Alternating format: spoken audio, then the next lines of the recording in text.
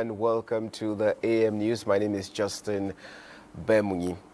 Now, President Bola Ahmed Tinubu has approved a series of measures aimed at enhancing the welfare of Defined Benefit Scheme (DBS) pensioners.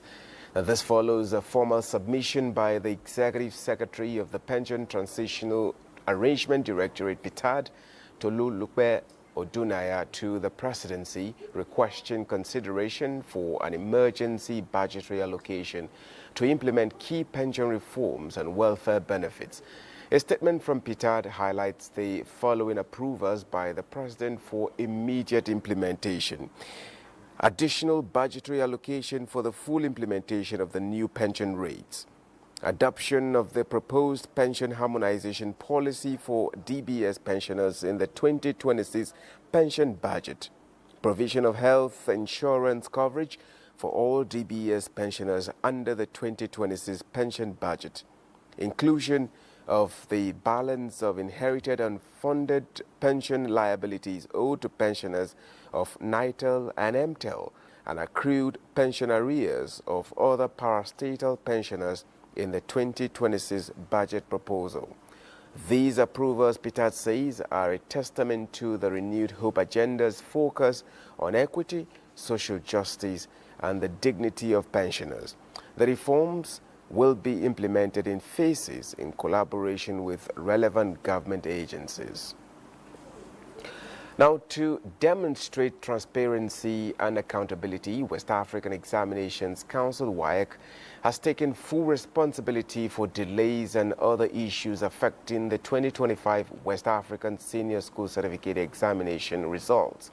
Adejoke Odeka reports that candidates that sat for 2025 examination have been asked to recheck their results following correction of identified anomalies. Students who sat for the West African Senior School Certificate Examination (WAS) can now breathe a sigh of relief as the head of National Office of the West African Examinations Council (WAEC) says they have successfully resolved the technical issues that affected the grading of their serialized papers. Some discrepancies were discovered in the grading of the serialized papers. The Council, being accountable, transparent, and credible organization, further investigated all the serialized papers. Discovered that the serialized code file was wrongly used in the printing of English language objective test, which was paper 3, which resulted in them being scored with wrong keys. The council says it has released the 2025 WAS results with 89.55% of candidates' results fully processed, while 10.45% are pending due to unresolved issues. The results show that 62.96% of candidates obtained credits in at least 5 subjects, including English and mathematics, representing a 9.16% decrease from 2024. 205,916 candidates, representing 10.45%, have one or more of their subjects still being processed due to some issues to be resolved. Efforts are, however, being made to speedily complete the processes to enhance the release of the affected candidates' results. This will take place in a few days. The council's management acknowledges the embarrassment and emotional distress caused by anomalies that candidates experienced. The examination body takes full responsibility and has assured those affected as well as stakeholders that it is working diligently to rectify the situation and implement measures to prevent such occurrences in the future. In Lagos, Adejoke Odeka, NTA News.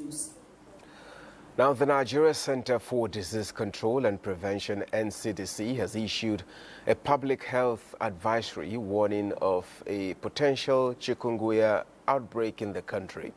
This comes amid a global surge in cases with over 240,000 cases and 90 deaths reported across at least 16 countries this year. Notably, China has recorded nearly 5,000 cases since early July 2025. While Nigeria has not yet reported any confirmed chikungunya cases this year, the NCDC states that the country's current environmental conditions, particularly in states affected by floods and other high-risk areas, are ideal for an outbreak. Chikungunya is a viral disease spread by the Aedes aegypti and Aedes albopictus mosquitoes, which are active during the day, especially in the early morning and late afternoon. Symptoms typically include a sudden onset of fever, severe joint pain, muscle pain, headache, and fatigue. In response, the NCDC is strengthening its vector surveillance and control efforts, collaborating with health workers and state governments to quickly identify and respond to suspected cases. The NCDC is urging Nigerians to take proactive steps to protect themselves and their families by using insecticide-treated mosquito nets, wearing protective clothing such as long-sleeved shirts and pants, applying mosquito repellent, and eliminating standing water around homes, which serves as a breeding ground for mosquitoes. Now, the Minister of Environment, Balarabe Lawal, has inaugurated some projects across Ogoni communities to improve the socio-economic life of the people. The projects, which demonstrate federal government's commitment to implementing the Ogoni Bill of Rights, are under the purview of Hydrocarbon Pollution Remediation Project, HYPREP. Robinson Derea today reports. Last few years, Ogoni people of Rivers State have attracted the attention of the federal government, especially in remediating the oil-polluted soil and other ongoing infrastructure to improve the economy and well-being of the people. Minister of Environment Balarabe Lawal inaugurated water facilities in Bodo, Eteo, and Bowe, connecting 40 communities in 3 local government areas to potable water. The minister also inaugurated IPREP area office in Gokana. We must on this project because this project belongs to you. It's not for IPREP, it's not the federal government, it is for these communities. So they must come out strongly and protect and prevent them from being vandalized by miscreants. All we are asking is that the government of this country should continue to support IPREP because there are lots to be done. And as Ogoni people, at all points in time, will support every effort of government. Management of IPREP says the agency, in a soil remediation effort, has completed and obtained close-out certification for 50 lots in simple risk sites, while the remediation of contaminated groundwater is at 38%, shoreline cleanup is at 37%, and mangrove restoration is at 93% completion.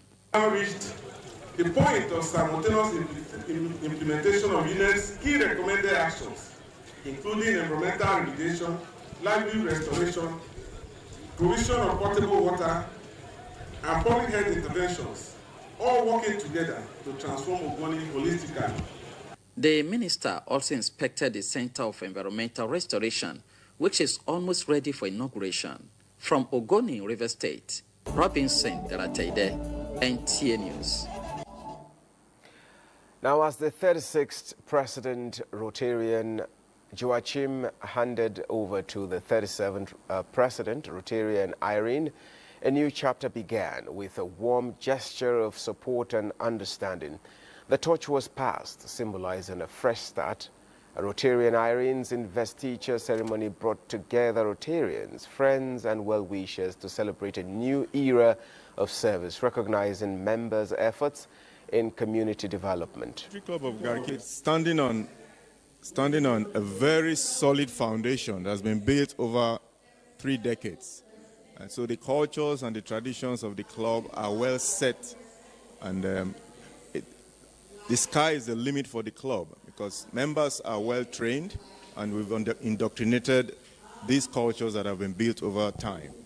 In my year, I would like to bring some innovation. I would like to bring some good energy. I'd like to bring my club together so that we can work as one in accomplishing and touching lives all over Nigeria and globally. Design the appropriate communication. Use the appropriate channels. Reach to people. See, even the tight-fisted person, when he gets the right message that is suitable and appropriate for him, he will contribute.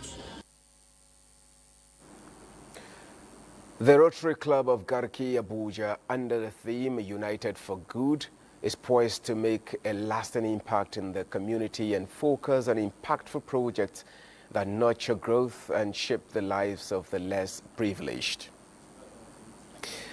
Well, you're watching the news, the AM News, and thank you so much for watching. This is where the news ends, and